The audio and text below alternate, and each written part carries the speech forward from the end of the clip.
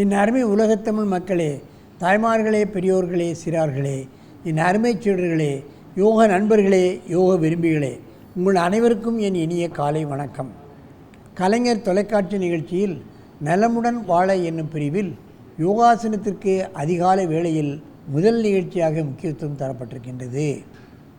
அதை பார்த்து பழகி இன்றைக்கு எத்தனையோ பேர் யோகாசன ஆசிரியர்களாக மாறிக்கொண்டிருக்கிறார்கள். தங்களுக்கு ஏற்பட்டிருக்கின்ற பல்வேறு சிரமங்களையும் நீக்கி கொண்டிருக்கிறார்கள். அதுதான் உண்மை. பலகாலமாக நடைபெறுகின்ற காரணத்தினால் மக்கள் பார்த்து பழகி அதன் நன்மைகளை அடைந்திருக்கிறார்கள் என்பதுதான் உண்மை. அந்த நிலையில் இன்றைக்கு நமது அரங்கிற்கு நமது பயிற்சியாளரில்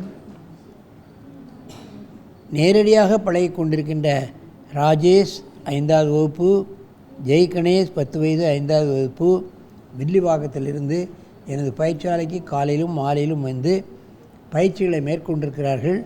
அவர்கள் பத்மாசனம் என்னும் சற்று கடினமான ஆசனங்களை செய்யப் போகிறார்கள். என் அருமை மாணவர்களே, நீங்கள் பத்மாசனத்தை செய்யுங்கள். காலை இடது கையை கொண்டு வலது காலையும் வலது கையை கொண்டு எவ்வளவு எளிமையாக குனிஞ்சு செய்ப்பா பிடிச்சிக்கலாம். கொஞ்சம் குனி பிடிச்சிடலாம்.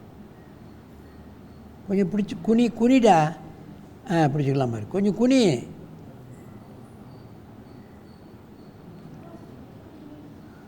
சரி, அப்படியே வச்சுக்கோ. கையை பின்ன வச்சுக்கோ. குனி. சரி, நேர நிமிந்துரு. பத்மாசனம். செஸ்ட் நல்லா எக்ஸ்பேண்ட் ஆகும். புஜங்கள் விரியும். புஜங்களில் கை புஜங்களில் ஏற்படக்கூடிய வலிகள் நீங்கும். 2 பத்மாசனம் வந்துடுது.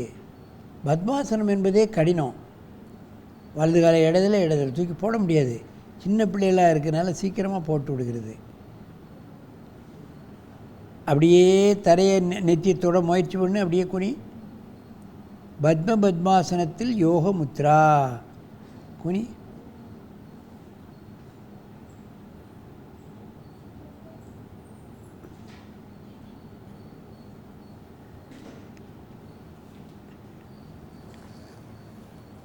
பத்மாசனம் போட்டு குனிகிறதுங்கிறது ரொம்ப கஷ்டம்.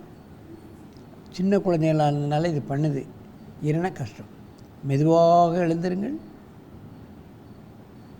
நீண்ட மூச்சை வாங்கி கொள்ளுங்கள். இப்படி பத்மாசனத்தை மாற்றி போடுப்போம். காலை மாற்றி போடு.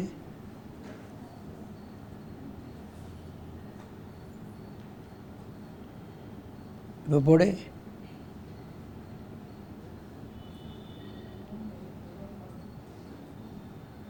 அப்படியே நேர நிமிரு.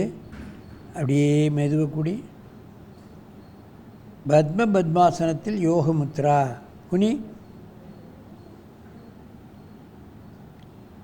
20 எண்ணிக்கை.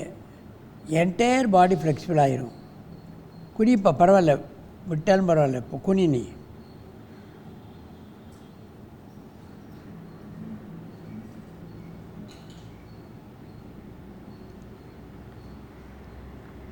ஆகவே இது போன்ற சின்ன சின்ன ஆசனங்களை மாணவர்களுக்கு கற்றுக் கொடுத்து ஆரோக்கியவான்களாகவும் நினைவாற்றல் உடையவர்களாகவும் அவர்களை ஆக்கி இந்த நாட்டு மக்களுக்கு சேவை செய்யக்கூடிய அளவுக்கு அவர்களை உயர்த்த வேண்டும் என்று கேட்டு உங்களிடமிருந்து விடைபெறுவதே ஆசனம் ஆண்டியப்பன். வணக்கம்.